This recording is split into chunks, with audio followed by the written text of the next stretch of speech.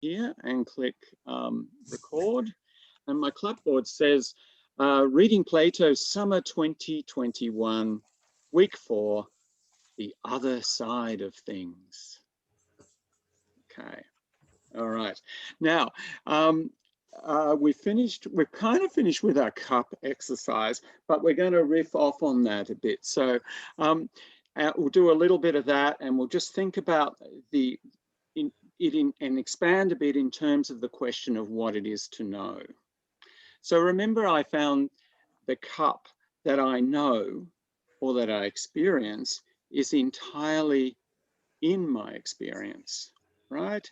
It's completely in my experience. There's nothing I know about the cup that is beyond that. It's all in my experience. And we think, well, we must construct the cup in our experience or in our mind or whatever. Okay, so, but there's a problem there because I don't cause the cup to exist, do I? I mean, it might be in my experience according to that exercise, but I don't cause it to exist. So there's a sense in which it has an external causation. And even though I find it to be entirely in my experience, you seem to be able to see it too. So how's that? And as I've said, this is, if you like, well, the first conundrum of philosophy, but it gets worse. You see, we're about trying to ground our knowledge somehow. So let's try another way of grounding our knowledge. Let's try to use definitions, like the definition of the word cup. Okay, so let's just think about cup first. So, you know, here's my cup. I've lost my yellow cup, but the geometers have got it. But here's my cup. But, you know, like, is this a cup? Right? Perhaps this is a cup. Okay, is that a cup? This one? All right? Or this one? So, you know, what exactly is a cup and what is not a cup? I mean, some things are like cups, but how would we narrow down, how would we define a cup? Now, is anyone willing to this is no trick here. Is anyone willing to just throw me a definition of what a cup is? By Any its purpose and approximate shape. Say it again, Maria. Its purpose and approximate shape, and I emphasize approximate. Yes. It's purpose. Yeah. I'm not offering the definition. I'm just offering an approach. Okay. Yeah. Okay. Well, give us. What's its purpose? Come on, don't be shy. What's its purpose? Someone else. What's the purpose of a cup? Drinking. Yeah, drinking. Okay. So, what? Let's give us a full definition of a cup. Someone. Okay, it's a vessel yep. Of a certain size, maybe 200 mils, that's capable of containing a hot drink. It has a handle and it has a lip that's slender enough to fit on your lip without any discomfort. Okay. Okay, thanks for that. And Steve has also said it is a vessel that carries liquid. Okay. Okay. So liquid, any sort of liquid, Steve, or we want to narrow that down a bit? Oh, yeah, that's right. You're sick, Steve. You're not even going to talk to us. Okay, all right. All right. So we use words vessel, right? Or container or containing. You know, what's a vessel? Do you want to define to Jane what a vessel is for me?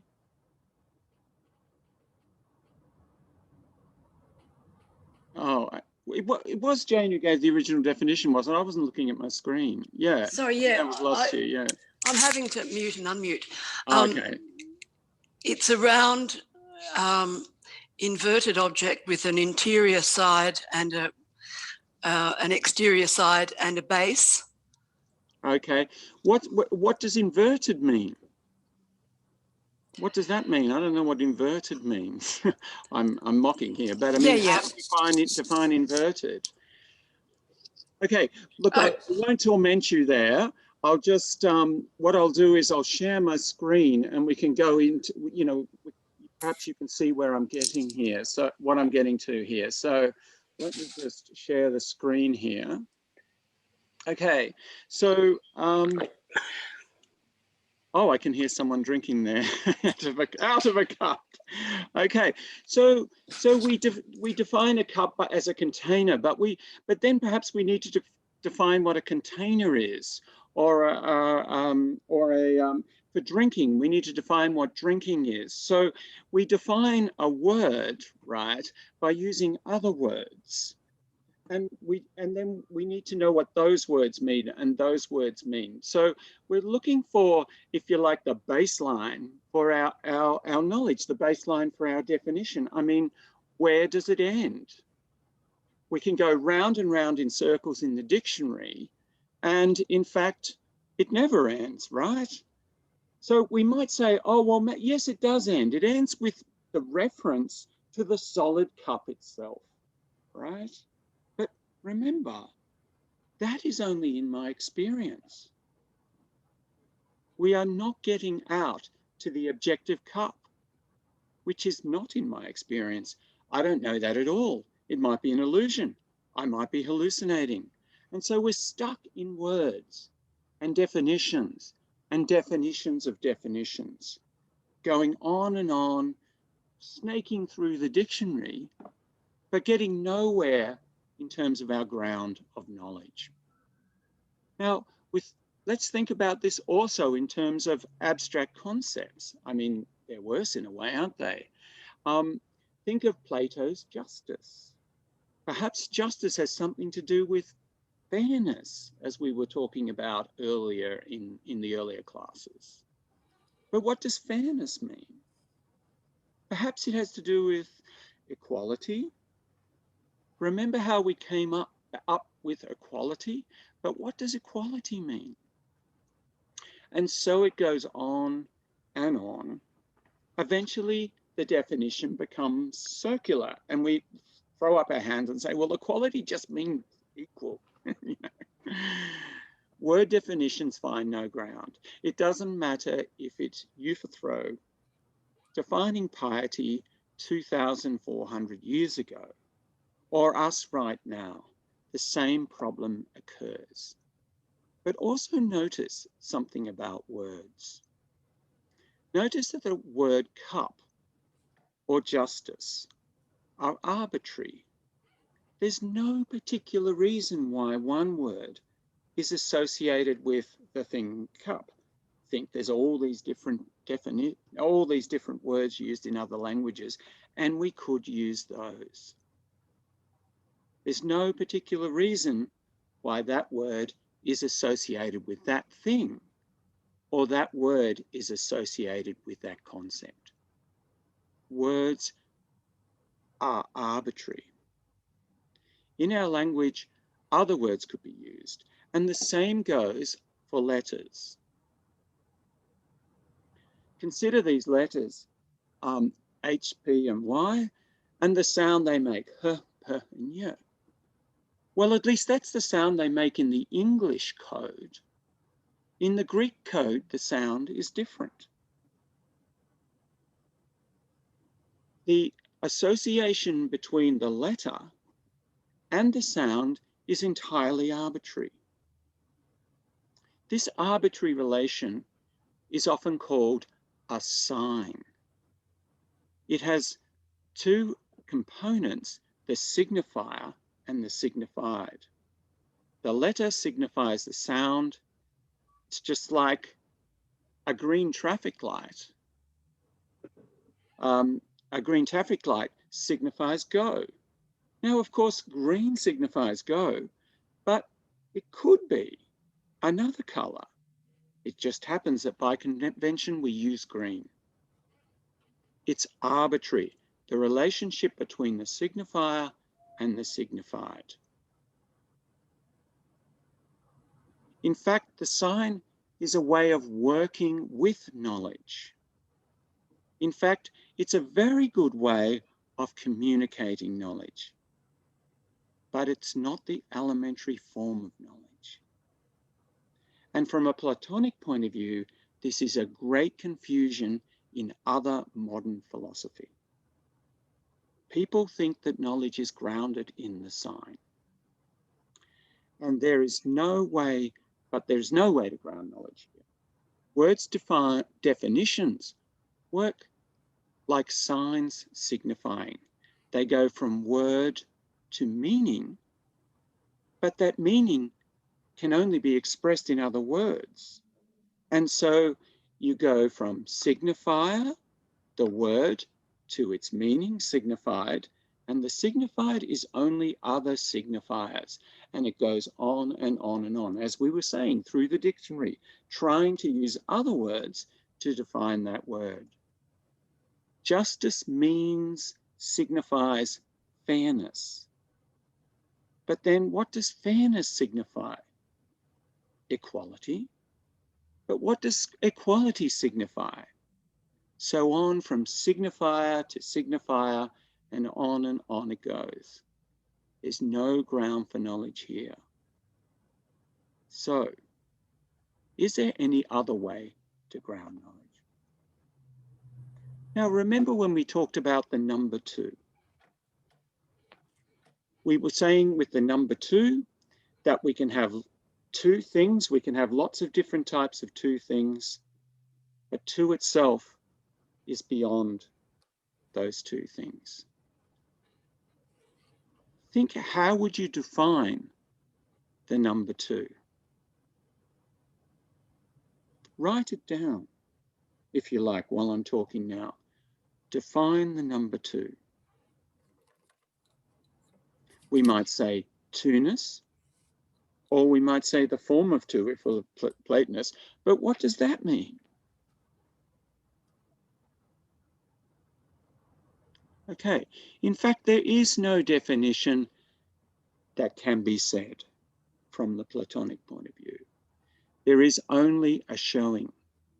It might be 2 yellow circles as I've got here, or it might be 2 5s, or it might be 2 marks, 2 scores on the board, or 2 scores on my sword, or something like that. It could be 2 kangaroos, it could be 2 pebbles, or 2 people. For Plato, 2 partakes in 2-ness in a non-arbitrary way. We can recognize 2 without defining or proving it. It's showing, not saying. I'm not telling you what 2 is. I'm showing you 2, and I say, do you see what I mean? And in fact, that's enough. And I can tell whether you know what I mean by a little test. By asking you now to say, well, show me 2 pens, or show me 2 things. And if you showed me 2 things, I go, yep, I reckon you know what 2 is. Or I might do it a few times just to make sure. So in Platonism, this is where the ground is, right? It's not a proof. It's not a definition. It's kind of this weird thing at first, which is just showing. And think of geometry with a circle shows the ideal circle, or a triangle shows the ideal triangle. It's that sort of thing. You draw on the page a circle, and all the things you say about the circle or you do with the circle, you're doing it because it represents the form itself. Now consider how this is similar to symbols or representational art. Okay, so we talked about signs, right? How they're arbitrary in their relationship to what they signify. But the street sign of the kangaroo is non-arbitrary, right? Because it doesn't have a kangaroo on it, but it has the image, the shape, or whatever of a kangaroo. It has some resemblance to it, which is non-arbitrary. You couldn't put a wombat up there and be symbolizing the kangaroo. So a symbol in this sense can be used in different senses, but it's often used in this sense. A symbol has a non-arbitrary relationship with what it signifies. The symbol, the green might mean walk, but the shape of the person walking is non-arbitrary. The figure of two people is non-arbitrary in that it represents two people. And so in representational art. So you might have abstract art, but we're talking about representational art here, where, for example, this sculpture of a chariot and two horses is non-arbitrary in that it represents that idea of a chariot with two horses. Now let's go back to number. Look at the Roman numerals. The first three Roman numerals at least. They're non-arbitrary. Look at the number 2 there. It's non-arbitrary in the same as 2 pens or 2 cups is non-arbitrary. And the number 3, you couldn't use those 3 scores, those 3 pillars, if you like, to symbolize 2. It wouldn't make sense. There's a non-arbitrary relationship there. And so this is what's going on with the relationship between things and how they partake in their forms. And the way we're first of all thinking about that is with numbers, like the number 2. Okay, so we don't need to worry too much about, at the moment, about how everything is known in this way. Okay, so let me see where we're up to now. So that's symbols. So to summarize, so you remember, I will just say again, you remember that there was a dogma in Platonism that the essence of things is like the essence of number. So we've now got a bit of an idea of the essence, what the essence of number is. We're thinking about what is 2 in itself, but we can see especially how 2 is expressed in 2 things or 2 numerals. So this might show us how to ground knowledge in Platonism. And I'm going to stop sharing the screen now and summarize. So here, what we're doing here with the problem of knowledge, right, is where we just went through a bit of an exploration about the possibilities of the form of knowledge. We're taking the formal approach. Now, another approach, the pointing down rather than pointing up approach, we would be looking to the object of knowledge and trying to ground it there. But what we've been suggesting in this exercise is that there's no way of grounding it in that object. And so we need to turn around and pay attention to the form. Now, another way of thinking about this is we talk about the social sciences, we talk about the natural sciences, right? Physics, biology, that sort of thing. We talk about the social sciences, economics, sociology, and so on. The formal sciences are usually considered to be logic and mathematics. Can you see how they're the formal sciences? They don't refer to anything in particular, but they refer to the formal relationships of knowledge. Now, in Platonism, the approach is to say the form of things is everything. And this form is the form that underlies logic in the sense that it's what underlies mathematics, right? So logic is up there, mathematics is more elementary, and what we're talking about here is more elementary to them both. So, definitions of words go round and round and round, sign to signifier to signified. And we can't ground them in sensible objects because everything I know is in my senses. So there's no solid ground there in the object itself. Numbers are different. Numbers resemble their visible expression. In Platonism, They resemble what partakes in those numbers. Today, we're going to go deeper into the formal elementary nature of things with the notion of equality and inequality as it comes up in the Phaedo. But before we get into that, I'm going to have a sip of tea and call for any comments, reflections, or questions. I would like to read out, interestingly, what Steve actually wrote when we were talking about the definition of a cup. And he actually also said, it can also be an award. Yes, it can, can't it? That's right. Like last night at the tennis, that was a cup, wasn't it? It can be many things, can't it? And it can be, by analogy, many things as well. I cup my hands. What does that mean? Or, you know, you can talk you might be fixing an engine, and I'm trying to think, where's there a cup in fixing an engine? But, you know, the cup over the top of something, you immediately know what it means, don't you? And it mightn't be holding it mightn't be holding a liquid. But interestingly there, it's kind of referring to the geometry, isn't it? That reference is referring to the geometry, because I suppose the reference to the cup, like the trophy at the tennis last night, goes back to the victory cup and all that sort of thing, and what you might drink out of. But other meanings or other metaphors of cups come back to the geometry. Okay, anyone else?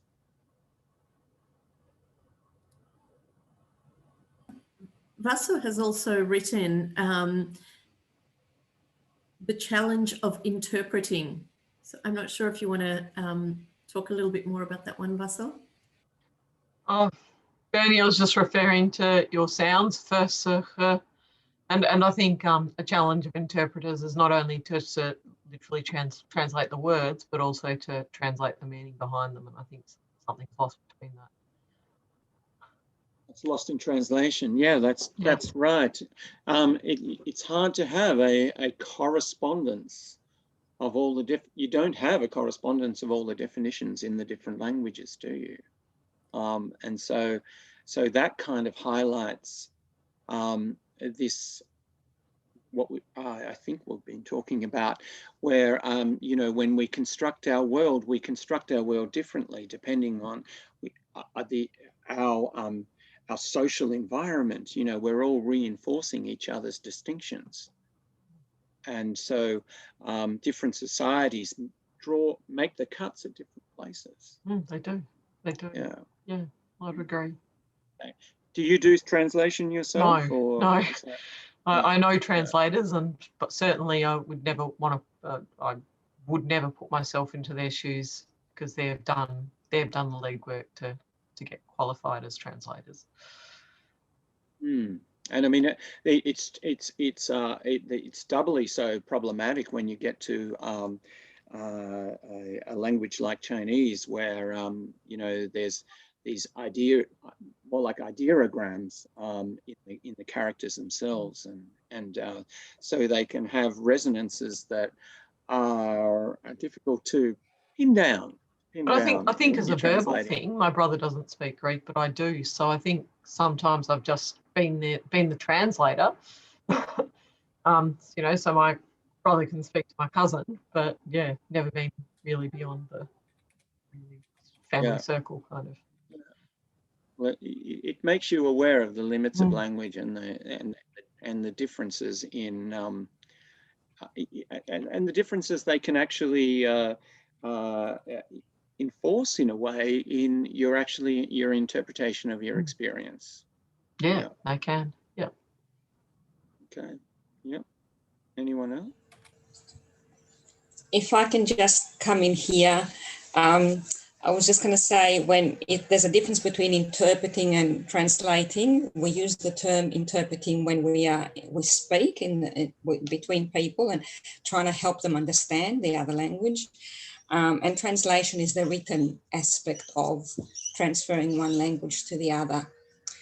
But just as a side to what we were talking Yeah, about earlier. no, thanks for that, Georgia. It's a, But are we clear, Georgia, and everyone else, of this? I don't know how well I did there, of this difference between the sign and the arbitrary relationship, and then the symbol, right?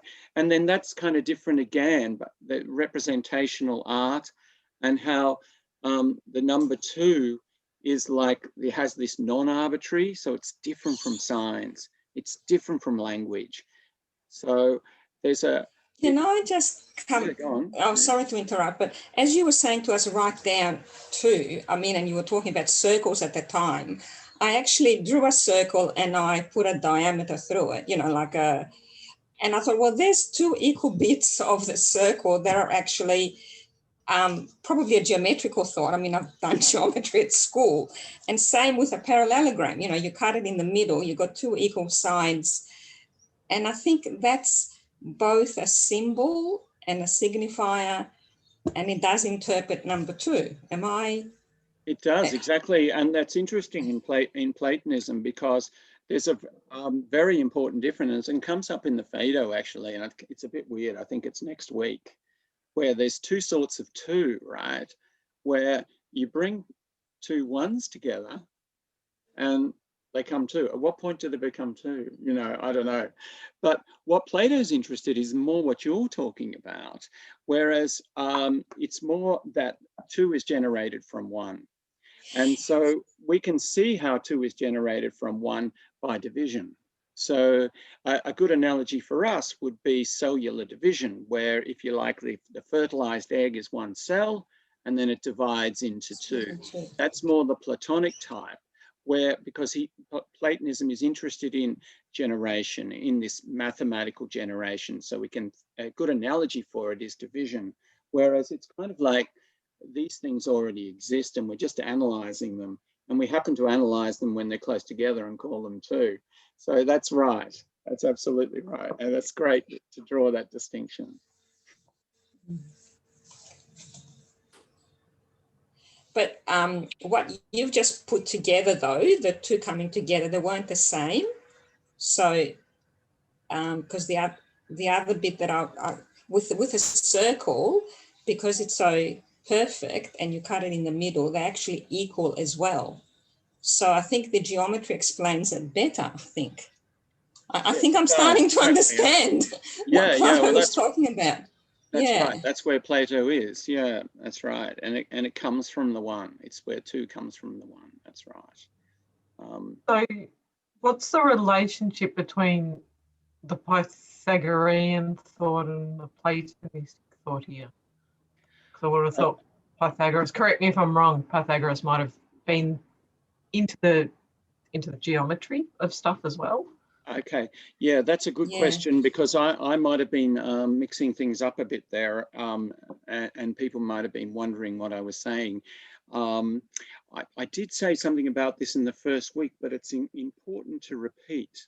So first of all, it's a really good thing to go through, because a lot of people miss this. Okay, so firstly, there's all this stuff about Pythagoras, and there's all this mythology around Pythagoras that developed much, much later, right? Including about the mathematics. Now, we don't really know much about Pythagoras. He's very much a mythical figure. We don't really know if he did any mathematics at all. He ran a cult in Italy, and they were vegetarians, and they were kind of like an Orphic cult, or, you know, they were similar to Orphism. But what we do know is, just before Plato, there were Pythagoreans who got right into mathematics and into this mathematical mysticism. And as far as we know, especially through Aristotle, because he's probably our closest witness, there's very little difference between the Pythagoreans and Plato. It's very difficult to draw a distinction. There are some things that were developed within the academy that are distinctly Platonic. But it's very hard to say after Plato that there were any Pythagoreans that weren't Platonic Pythagoreans. It's kind of a bit like saying, you know, like after Darwin, you can't think of biology outside evolutionary theory, right? I mean, it totally transformed it. In the same way, Plato totally transformed Pythagorean thinking. So, but the Pythagorean thinking of these generation before Plato, their basic philosophy seems to have been very similar. So when I talk about Pythagorean mathematics, I'm actually talking about Platonic mathematics, and I probably should say Platonic mathematics. People tend to say Pythagorean mathematics because when they're talking about the mathematics and the mathematical mysticism, they associate it with the Pythagoreans, and they associate Plato with the dialogues, and that's actually a mistake, and that is something that I should be avoiding here because I'm just going to perpetuate that that false division. So thanks for that, Vasa. I hope that helped everyone else there, and I'll try to say Platonic mathematics rather than Pythagorean. Steve's oh, sorry. No, you go, Kula. Steve's written, are we heading to a place where things just are? No reason, just things just are, like a circle just is, a square just is, like a perfect form of something. Yes, in a way, that's right. Yeah, I mean, remember when we were I was talking about justice, and I was saying, okay, try to define justice. And is there a sense in which if you close your eyes and you're thinking, what is justice, that you have this idea of what justice is, and then you try to express it in words, or you try to think of how it applies in certain situations, in the criminal situation, in social justice, in climate justice, or however else you might use that term. When you're thinking about that idea of justice, is there a sense in which it's beyond language, right? The same with the idea of two, is there a sense in which it's beyond language? And so in that sense, I'm not sure what you're getting at exactly. In that sense, those things just are, and there is some ground there. It's kind of like intuition. Platonism, the grounding is intuitive, and we'll get to that today where he talks about recollection as the way of learning. Okay, maybe one more question, and then we'll get into this stuff because we're already moving into what we're going to be talking about for today's. So I've just got a few comments. I'm not sure where to place them. The first one was, why do I remember this thinking? And I think it was Plato. He said that when you've got an item, if you just keep breaking it down and breaking it down and breaking it down, it's like looking at a beach and then look at the sea, the sand particles, and then the sand particles made out of something. Does that resonate somewhere? Sure, it does. Sure, it does. So there's two notions of materialism, the pointing down, right? Aristotle pointing down to particular things, Plato pointing up, right? So when you're trying to find the ground of knowledge in the things, right, in the particular things, with Aristotle and with some other philosophers, there was two ways of going towards matter, that what you know is about material things, right? One way was kind of this primary stuff, this malleable stuff, kind of like wax, okay? And underneath all the forms that are impressed on it, there is that which all the forms are impressed on. So ultimately you get, I mean, in modern science, before, for a while there, before Einstein, it was called ether, which was more fundamental than air, so you have this primary substance. Now, another primary substance, which came out of Democritus and then was perpetuated by other later philosophers in the Hellenistic period, is atomism, right? So you break down your sand, and then there's a point at which you can't break it anymore. So there's a problem with the word atom in our modern usage because we have subatomic particles, but that's kind of like a misnomer. It's not an atom, right? Because an atom means it can't be cut, right? Atom. So it can't be cut. So there is this sense that okay, we've got to get down to that fundamental particle. Now, there's a drive in modern science that continues to do that. You know, like this whole thing about you know, the Higgs boson and that sort of thing. That part of the drive, you know, people will write books about the matter myth. People will write books and say, well, you know, physics, this primary matter thing is ridiculous. But still there is this narrative going on that we're going to get there. And it's just beyond where we are right now. And it actually drives science on. It makes science better. But the myth, right, from a Platonic point of view, is just a myth. And so I guess I'm saying that Plato's view is the opposite to that, saying pay attention to the form of knowledge. Don't try to find the ground of knowledge in an atom, because you're not going to find it. Okay. Yep.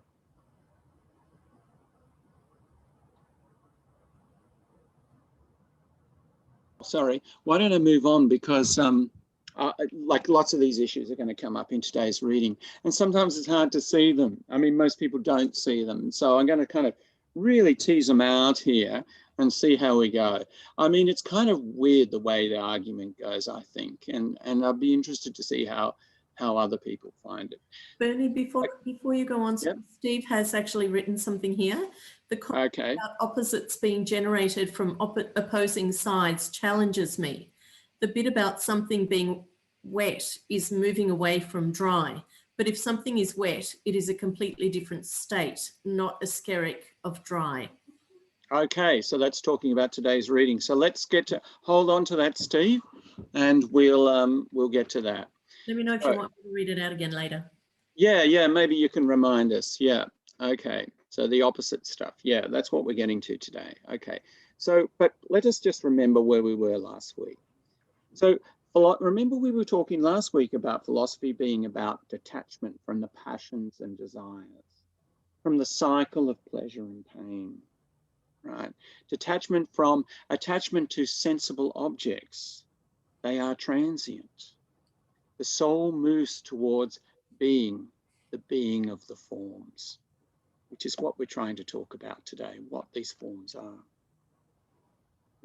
This week we continue with the Phaedo and with the theme of immortality of the soul. So this theme of immortality of the soul runs right through. So it's kind of like the overriding narrative, but all this other stuff comes up as we go along.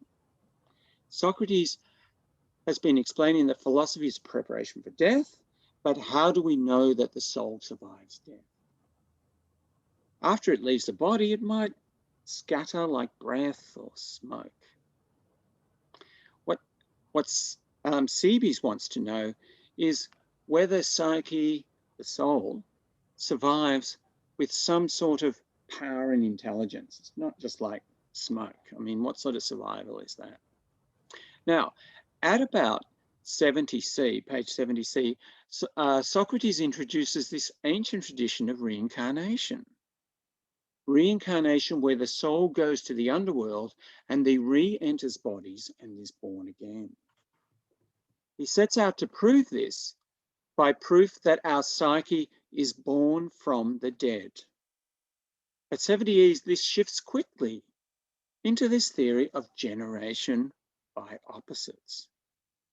If something becomes greater, then it does so from smaller.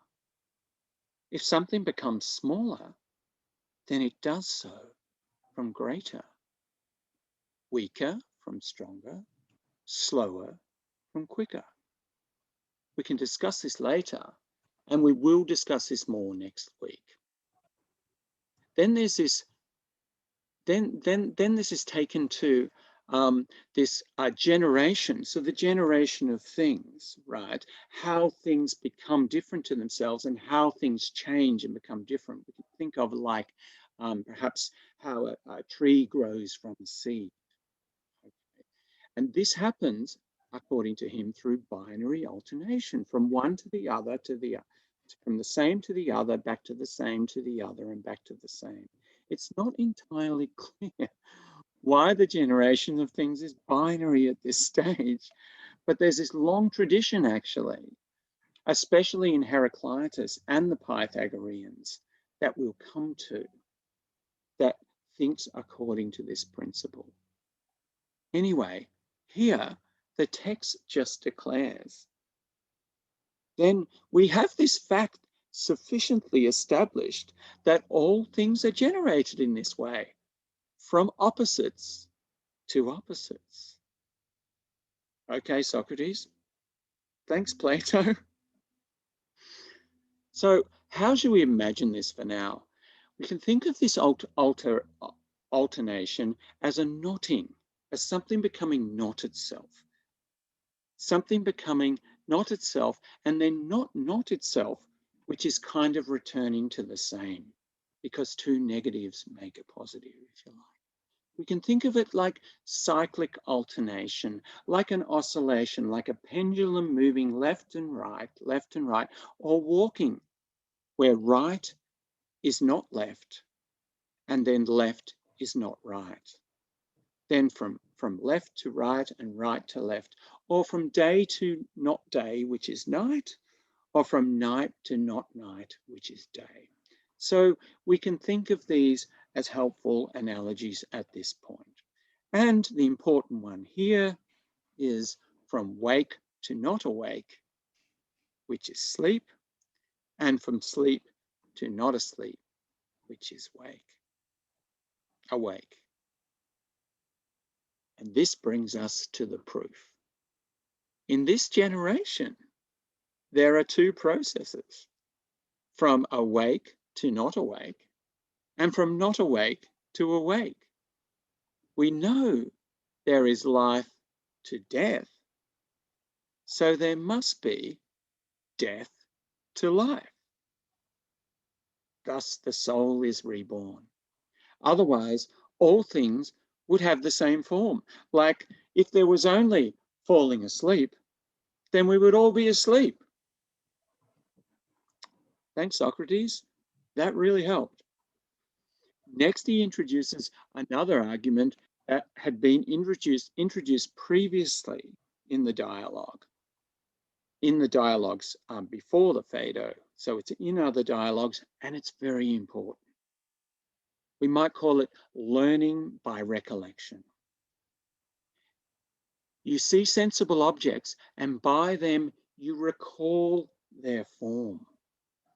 You see all these sets of two things, and you recall the form of two-ness. Learning as recollection appears elsewhere, and especially, and it's referred to here, although you wouldn't notice it if you hadn't read it, refers to a very short dialogue called the Memo.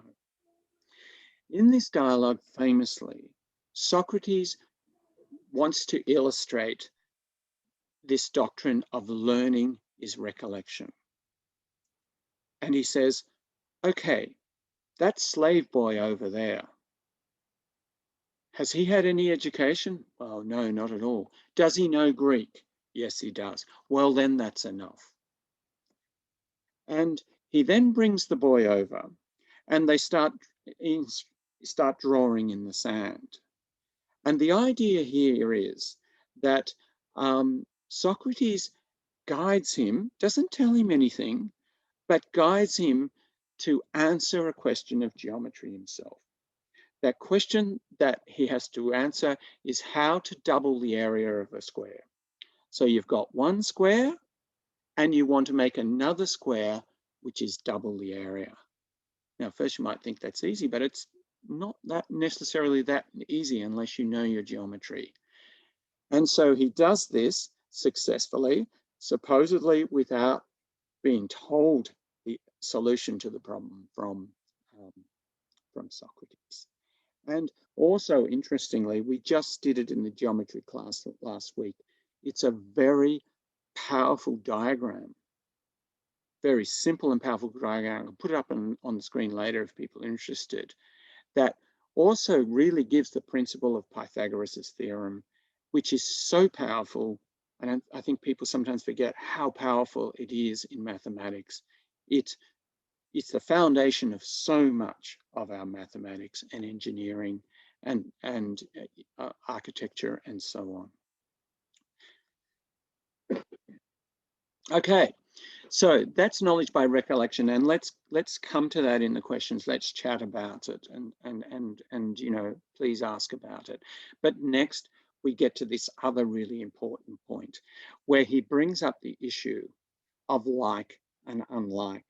So again, opposites, and says, well, brings the distinction like and unlike to the distinction of equal and unequal. Now, this is a very special elementary form in Platonism. When two things are like, they are both equal and unequal. They're equal in some respects and unequal in others. And we can imagine at least how we could say the ways in which we could list the ways in which they are equal and unequal. Okay, so I'll just read a passage here where he talks about this. Okay, we say there is such a thing as equality. I do not mean one piece of wood equal to another. This is about 74a, but it's a different translation, so don't worry about following it. I do not mean one piece of wood equal to another, or one stone to another, or anything of that sort, but something beyond that, equality in the abstract. Shall we say there is such a thing or not? Equality in the abstract. We shall say there is, says Simmias, most decidedly. And do we know what it is? Do we know what equality is? Certainly, he said. Whence did we derive the knowledge of it? Is it not from the things we were just speaking of? Did we not, by seeing equal pieces of wood or stones or other things, derive from them a knowledge of abstract equality, of the form of equality, which is another better translation, which is something else? Or did we not think it is something else? Look at the matter in this way. Do not equal stones and pieces of wood, though they remain the same, sometimes appear to us equal in one respect and unequal in another. When we're born, we know equal and unequal and use it to distinguish things in our senses. This is the extent to which they reach and fall short of equality, as Socrates says. Then we must have had knowledge of equality before we were born, when we first saw equal things and thought, all these things are aiming to be equal, but fall short. So that's the thing about forms, and things are never perfect forms. You know, nothing's never perfectly beautiful or perfectly just. They always fall short of it. But in his language, they aspire to being, but fall short. Knowledge of forms comes via the senses in this way, right? So not in the materialist way, where there's the material object, and then through our senses, we know it, right? We see two things, and that the baby sees two things, and that reminds the baby of the form of two. See how it's different? It's an important distinction. This is the turning the other way again. It's not saying beyond in the material world that we don't know. It's saying turn around and look at the form of two. It is by seeing their form, I say, expressed in sensible things. Plato will say partaking. Sensible things partake in two. Another way to say it is Two things expresses the form of two, okay? And the baby, when it's born, remembers what it already knows. It already knows the form of two, but it's forgotten it. It knows the form of two because it's been, according to Plato, according to this story, it's been reincarnated. And it learnt the form of two when it traveled in its previous life and it traveled with the gods. So, to summarize, after birth, when sensible experience of equal things, we have sensible experience of equal things, we recall our prior knowledge of absolute equality. And in general, this is how we recall the forms. Now think about the form of equality. Can we define what equal means? What does equal mean? Maybe write it down now while I'm talking. Give yourself the meaning of equal. For me, I would say the same. It means if I say two things are equal, they're the same in one sense, they're the same length or whatever else. So perhaps equal for me means the same. Equal means the same, which means, what does the same mean? It's equal. So you kind of get this tautology. You get a tautology of a tautology, sameness, right? We can't say what it means, but we do know what it means. We all know clearly and intuitively what equal means.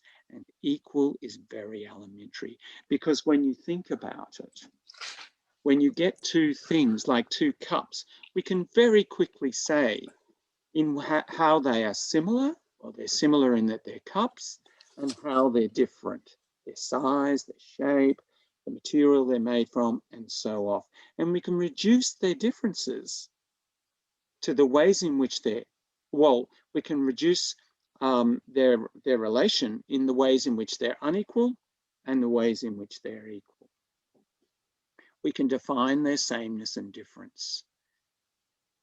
And consider this in terms of representation again. So getting back to what we were talking about in the exercise earlier, a photo of you, your image on the screen, is equal to you in some respects, but unequal in others. Okay? So when I met Jackie in the class months ago, I can recognize her in her image on the screen there. But that's not Jackie. That's just a two-dimensional image of Jackie, right? So representation is similar in this way, and so are symbols. Remember the symbol of the kangaroo. It's a non-arbitrary relationship.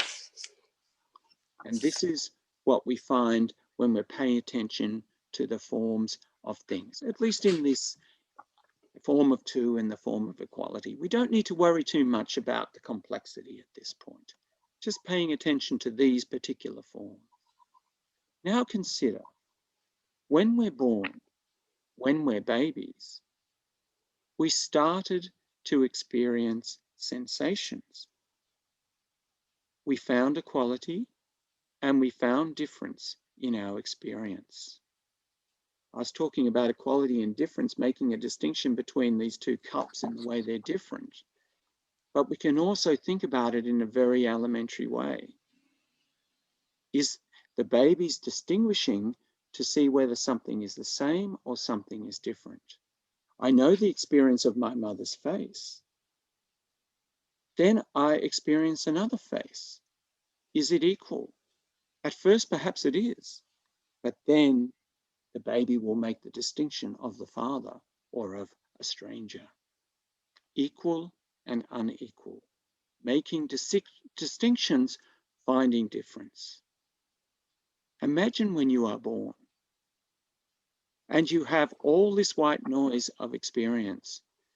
You have all this experience of your sensations, sensations that are you, in you. But you can't yet distinguish anything. You can't see, hear, or feel. particular things. But then you start to make distinctions in your experience and distinctions of your sensations. You make distinctions in your sensible experience. You find similarity and difference. And so the world comes alive. Now, it's kind of hard to go back there, isn't it? But I use the analogy, right, of a language. You hear a language. Do you remember hearing a language for the first time? And it's just this white noise of sound, right? And then you learnt that language and you drew out the distinctions in that sound. This is the sort of thing we're talking about. The experience is the same. When I didn't know English, if I didn't, or a second language, when I didn't know French, the experience is the same in some sense, right? But it's completely different. The language comes alive. For the baby, the world comes alive in its experience because it's making these distinctions. We're really good at it.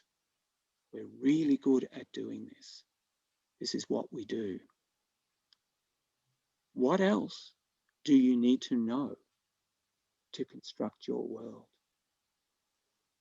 other than find equality and inequality in your experience? What else do you need to know to construct your world other than finding equality and difference in your experience? Okay, so Socrates claims that recollection, this idea of recollection, proves that the psyche exists before birth. But Socrates has only proven half the immortality hypothesis. Now he needs to prove that the psyche exists after life and that it does not break up like breath or smoke.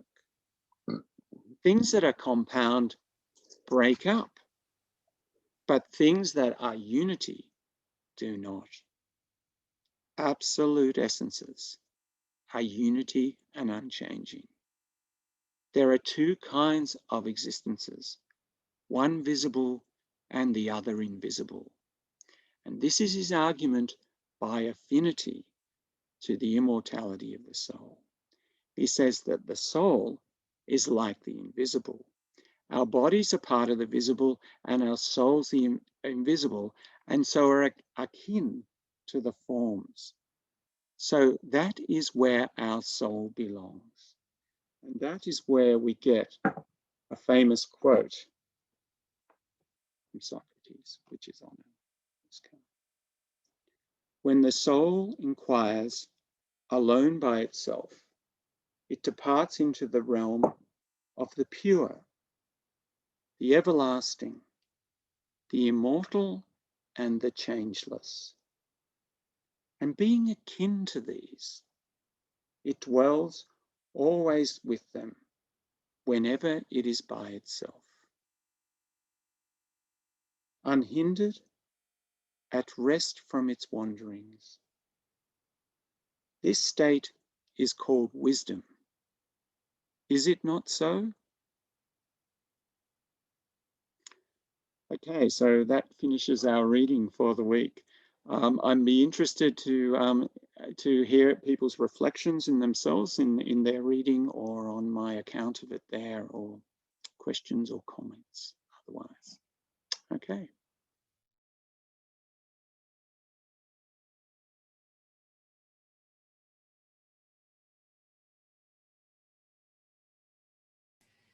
Bernie, I might start with a few. I'll start from the top. So we're talking. So Steve has said, this was, just so I put it into context for you, this was when you were talking about the anecdote of the slave boy who was guided by Plato to come to the geometric answer. He has said, this was by using triangles inside the square. Does that make sense? Have I read it correctly, Steve?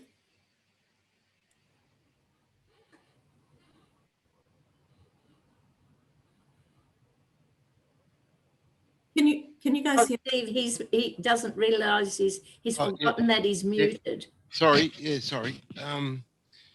Yeah, I thought it was the one where he does the crosses inside the square, and then you fold out the triangles, and it doubles the size of the square.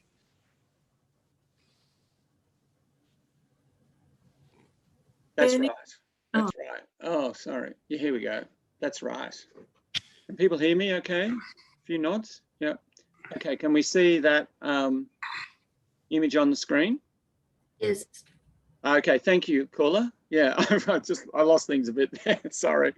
I'm pretty bad at doing all these different things. So I'm unmuted and we're now sharing the screen and people can now see the image there. So this is what Steve's referring to.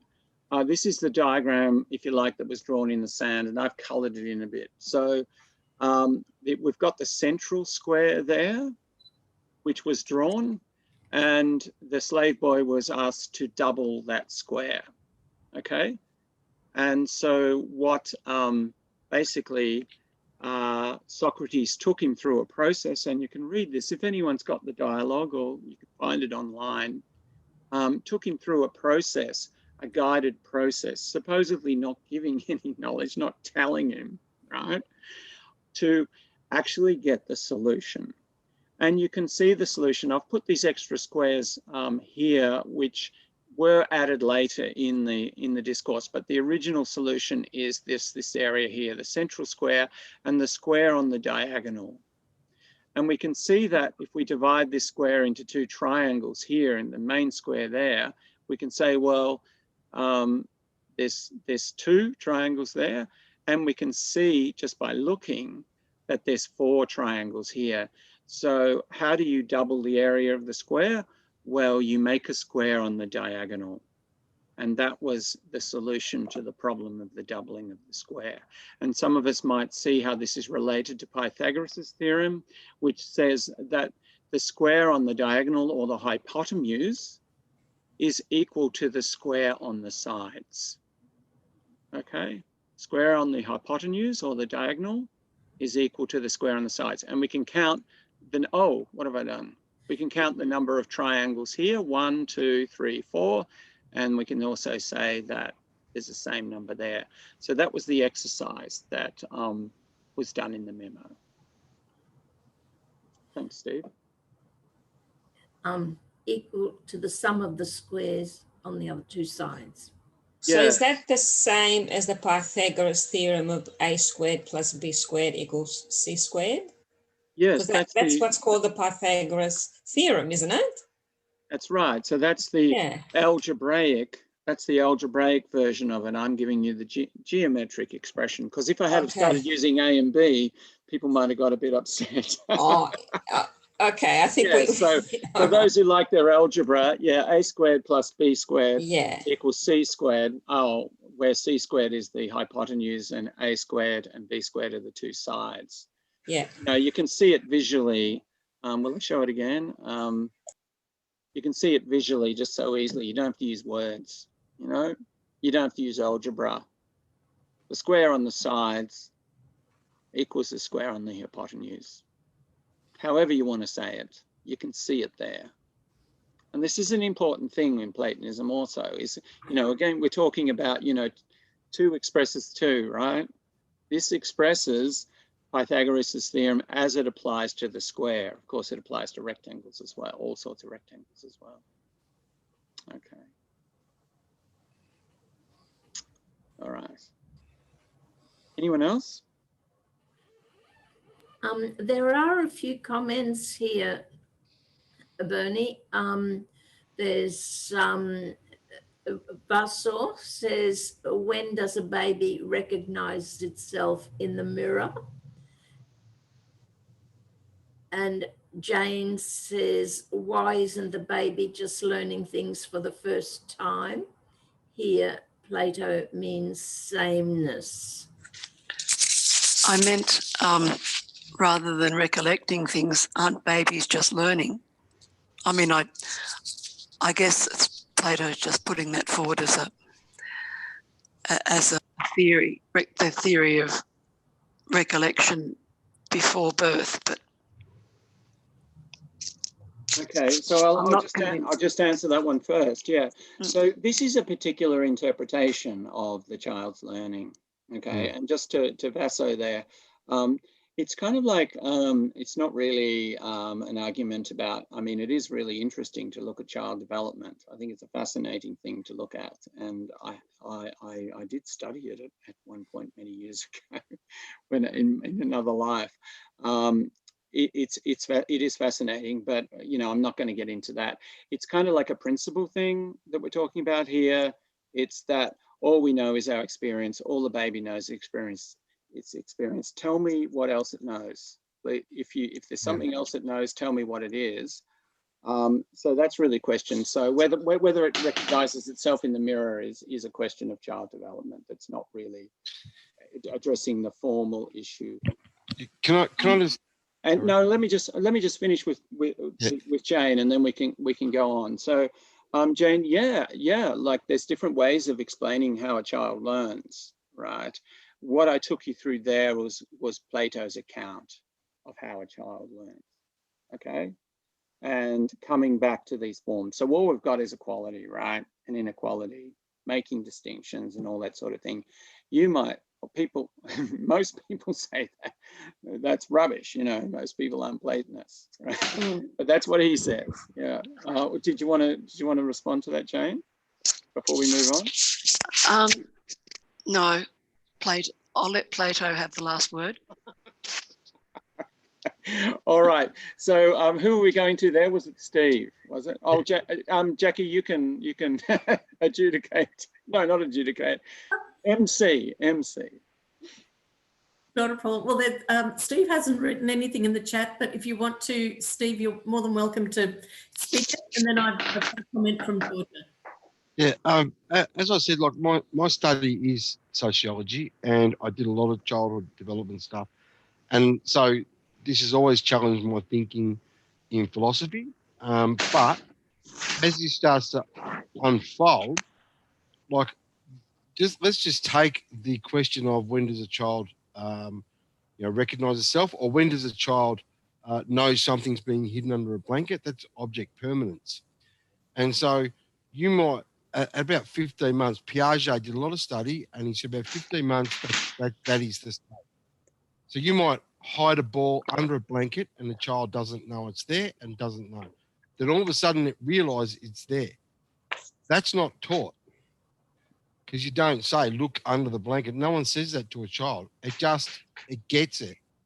And it's starting for me to think, well, hang on, that's something innate inside that child. And a lot of stuff that I've looked at in my learnings of child development, and I've got 3 little grandkids up to one's 1, one's 2, one's 3.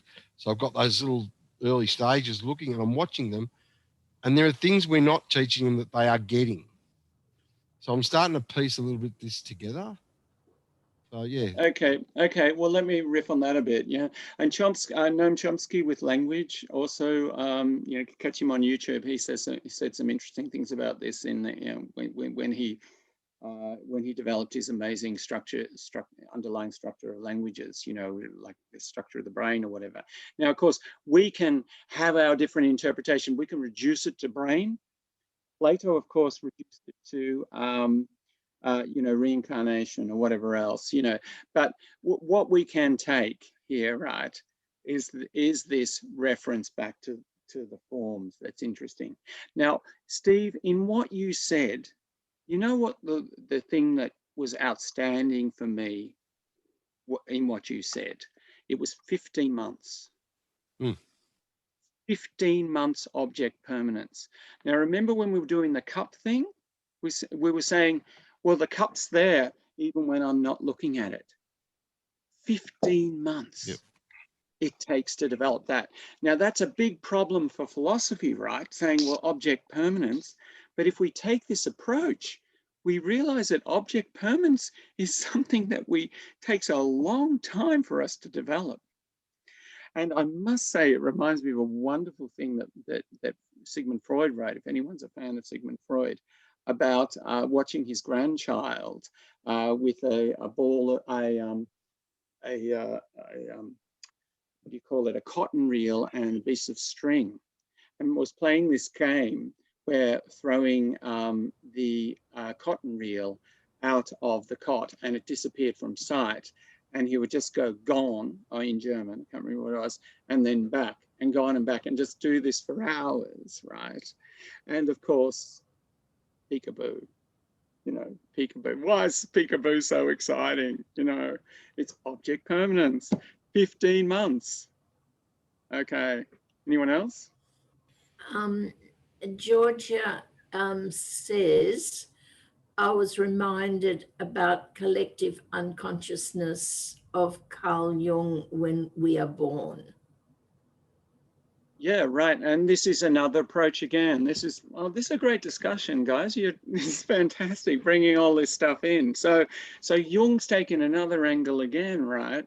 And it is difficult. I mean, I really enjoy reading Jung, especially his later writings.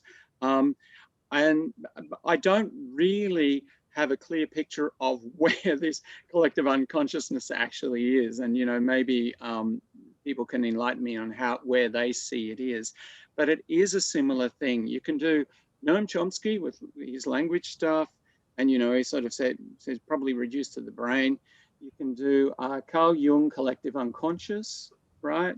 That we all somehow tap into. And that's kind of where this underlying knowledge comes from. And that's, you know, and we access it through our dreams and so on. We can do Plato, reincarnation. But it's all pointing to this. This is all pointing to forms. This is a formal approach saying it comes from within in some way, rather than going down to the atom or primary matter or the material external world that we actually don't know. Okay. Can I just say that with Carl Jung, I mean, he talks about these archetypes, you know, these universal forms, like the idea of mother, the idea of religion, introvert, extrovert. I mean, he extends it a bit more, but yeah, I find it fascinating that he thinks that we are born with some sort of knowledge and somehow we sort of learn to recognize these forms, I suppose. That's a new way of putting it. I don't know if I'm on the right track. Well, what Chomsky said is Plato was right. We need to explain why the child learns so fast. Okay. Why are we so good at learning? Because we're an intelligent species. Yes. I Well, also see it in animals. Yeah. Seriously. You know, just examples, having a dog that gave birth for the first time. How does that mother dog know the instinct? Where does the instinct come from to pick up the baby, clean it, eat the sack that's around it, drop it in a bowl of water, pick it up, put it in a, you know, and knows that the puppy's going to actually feed off the teat. You know, I've seen it with my sausage dogs. I know this is basic stuff, but you know, they in their DNA is their ability to burrow and pull badgers out of holes. How do they know that? Seriously, I haven't taken them out hunting and show them here's a big hole, pull out a badger. They just know. So I think we can apply Plato to every living thing. Could it also be transferred to plants? Throwing it out there. Well, Anastasia, there is absolutely no problem here with Plato, right? Psyche, psyche. I don't know about extending to plants, but you know, psyche and life, as in animal life, right? Direct correspondence. Okay, so and then this idea of reincarnation, which we will get a bit more of next week, is talking about how human souls can be reincarnated in, especially if they perform badly, can be reincarnated into to bats and wolves and so on. So what you're saying about animals learning fast and having a similar principle of learning by recollection totally fits in with Plato's idea of the psyche and the way the psyche learns. And the other interesting thing where I'd like to draw parallels with what is today and and how we have applied Plato unknowingly, I think, I don't know. When I used to work at the stock exchange, you would have stockbrokers that would say, invest in the opposite direction, do the opposite. So it's buy umbrellas in winter and buy fur coats in summer. I mean, that was the story they used to tell, but it's opposites. In my meditation world, contemplate the opposite. Look at the other, look at the opposite, to get a different answer. It was just extraordinary. So it's just a comment. I don't think there's a question there. It's just a parallel. Well, exactly. I think it's being another expression is head of the curve. Yeah, getting a yeah head of the curve of the business cycle. And then you'll get rich. But the opposite stuff is very important here. Now, we've brought it up already. It's come up again. It's absolutely essential. So. And it's missed. If you went and did Plato at university, I can guarantee opposites hardly gets mentioned. And it's yet, also a framing. It's a framing too, isn't it, Bernie? It's a what? Sorry. It gives me a frame. Well, or a lens. The point. Well, the point here with Plato is that everything has its opposite. Hidden in it. Now, I think I've used the idea of the island and the sea already. For there to be, we think of the island as in the solid land, right? But if there weren't any sea, there wouldn't be an island. The island is defined by its shoreline, which is the distinction between the island and the sea. So when we talk about reaching the island, we talk about the land. Or when we talk about the island, we're talking about the land. But what we often forget, especially in Western culture, is that everything has its hidden other. If you distinguish something like justice, you're distinguishing it from injustice. There's a sense in which justice and injustice are an absolute form unto themselves. And like often used, like an island on a sea, on a sphere. So if this red is the island and this is the sea, it's a single distinction, right? Justice, injustice, right? There's no boundary around it. There's just this distinction between justice and injustice. And you can't have one without the other. But one is brought forward, it's like foreground, and the other is background. In order to get that image of the kangaroo, right? Remember I could bring it up, but remember the image of kangaroo, you have to have the background, you have to have the contrast. So in Plato, every one thing has this difference hidden in it. Now we've been talking about the number 2, how it is expressed. More elementary than that, and it's so elementary that it's kind of difficult to pay attention to, is the number 1. Now, people often think in Neoplatonism or whatever that the one that Plato talks about is some highfalutin thing way, way off. And there's some sense in which it is in its pure self. But every one thing expresses oneness. Every island is one island. Every cup is one cup. Every idea, like the idea of justice, is one idea. So one is expressed in the world. There's my favorite hippie philosopher, Alan Watts, wrote a book called This Is It. This is it. And his point is to say that what I'm talking about is already there in front of you. You just don't see it. Okay. Everything in its oneness is one. Everything in its particularity is one. It expresses the form of one. It's so elementary that you kind of think it needs to be something else. But that's where you start with the Platonic one, which we will you will get to if you go and study some more of Plato, where we're talking about the one in the Republic and so on. Vassal made a comment, and I think it's when we were talking about the babies and learning, and which is sort of thought-provoking, supply and demand. Oh, okay. Do you want to talk a bit more about that, Vaso? I can't remember my thought, but I think, no, I was referring to Anastasia's comment about the stock exchange and buy when it's low and sell when it's high and making a profit, and supply and demand's got to probably do something with that. Oh, okay. All right. Yeah. But I think Steve also put in a comment about you've got the mathematical challenge of, what was it, Steve? The mathematical challenge of... I've always had, it's probably humorous, I've always had a mathematical challenge around reincarnation because, you know, did you have one soul going into two people at the start? Like I'm talking about biology. So, but what I would like to say is back to that oneness.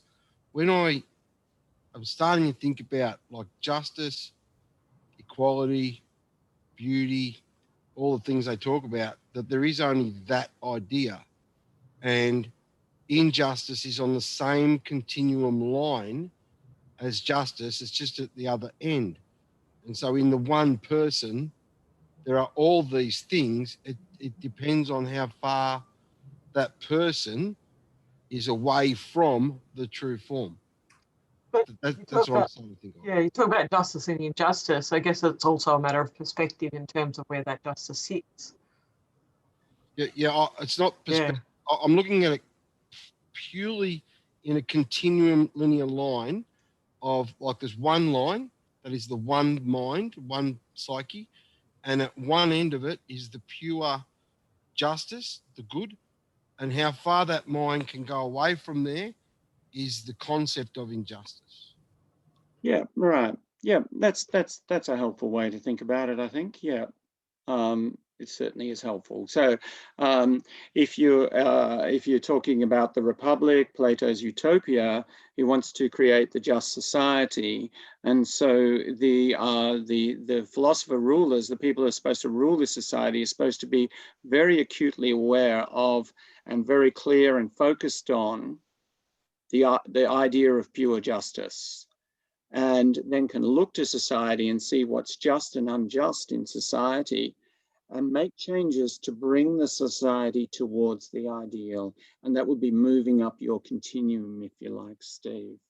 Now, I'm going to wind us up here because we're running out of time and people might need to race off. But of course, if people haven't done it before, we do stay and have a bit of an idle chat before we leave the room, so to speak. So please do stay on, and especially if you've got a further question. Now, what's really interesting now in our reading, in next week's reading, is that Socrates' argument for the immortality of the soul, however we've taken it so far, have you been persuaded by it? Or have you found it a bit that it jumps around a bit and maybe contradicts itself? We haven't really discussed that, and maybe we should have. But anyway, it's completely thrown into doubt by a couple of questions coming from from Simmias and Sebius. So, and what's brought into question is the whole question and answer technique that Socrates is using supposedly to make progress in the argument. So, so the question comes up is, how is Socrates, in what he's doing here, any different from all those sophists who are working in the law courts and everything else? And so this is, so the very methodology is brought into question. And this is addressed before we continue with participation of relationships between the participation thing, the relationships between sensible things and their forms. So we're going to go deeper into the form, but we're also bringing in a very skeptical review of what's actually going on in this dialogue. So hope you enjoy the next reading and next week. And I just, if I may, I just have to say, I really enjoyed the discussion today and the way people brought in different ideas and different traditions. and that was great. And I hope you guys enjoyed it as much as me, and really looking forward to next week's session. So thanks everyone. Goodbye, and stick around if you want to for a little while. Okay, bye. Thank you very much, Thanks. Bernie.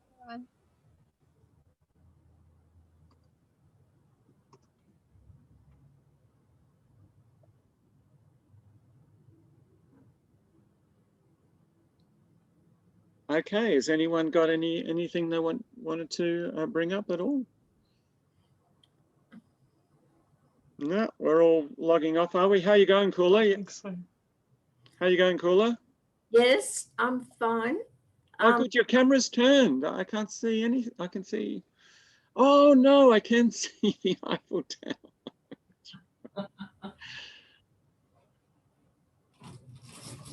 Oh yeah, there it is. It's very reassuring. How you going, Vesso? Was that helpful today? I think so. I think so. I think it's placing a lot of snippets that I've never been able to place. I think it's, yeah, starting to, you know, fall a few pieces into place. So Yeah, yeah. Well, it's all a bit thrown in the deep end, but yeah. I think you do pick stuff up, even when you get a bit confused by it. You do pick stuff up more than you realize. Yeah. Yeah, and I think tonight, you know, it's Plato, Democritus, Socrates, Noam Chomsky, Sigmund Freud, Carl Jung, just to name a few. Yeah, a lot of stuff came up, didn't it? Yeah, a lot of peripheral. From Phaedo, a few pages out of Phaedo, a lot of peripheral stuff that, you know, could easily get lost in the conversation. But that does very much on the relate. reading. So it very much relates, doesn't it? I mean, I don't know whether you know it does. Jung and Freud. No, I don't know Jung. I'd never heard of Jung. Oh, okay. Yeah. Well, he was actually a student. Well, he was very much related to Sigmund Freud, but he went off in a very different direction. Yeah. Freud thought of him, was hoping that he would be his heir apparent, but he went off in a bit of a different direction to Freud. Yeah, there's a lot about Freud that I didn't like. Yeah, a lot of people would agree with you there, Cooler. I think so, Cooler. I've heard similar things. Yeah. I still remain a big fan, unfortunately. How do you spell Carl Jung? How's that spelled? It's Jung. J-U-N-G. And as a starter, I would recommend his autobiography, or I think it's called Man and His Symbols, which is by Jung. Jung wrote the main essay in that in his 80s, which is the best summary of Jung's mature position that I've ever read. Man and His Symbols. Yeah, it's a bit sexist, but Man and His Symbols, I think it's called. Or otherwise, his autobiography is pretty amazing too. Okay. It's a good, fun way to get into Jung, I think. Would you agree, Cooler? Are you a Jungian fan? Yes, in the past, I've read a lot of Jung, but, you know, I've forgotten a lot of, you know, what he was about, you know, because, you know, you do forget things. You do. You really need to read and reread things. That's true. It's fade. Yeah. So you go back and read Jung. I will. Oh, but you've got to read your Plato as well, you know, after you've read your Plato. Yes, yes. Okay, well, look, why don't I just see Vesso's going to go. Why don't we all go? Thanks, Cooler. Thanks. Good to see you again. Thanks for helping out. Okay. Pleasure. I'm going to have to fly, so thank you. Yeah, okay. Well, I think we all will. Yeah. Okay, see you. See you. Bye.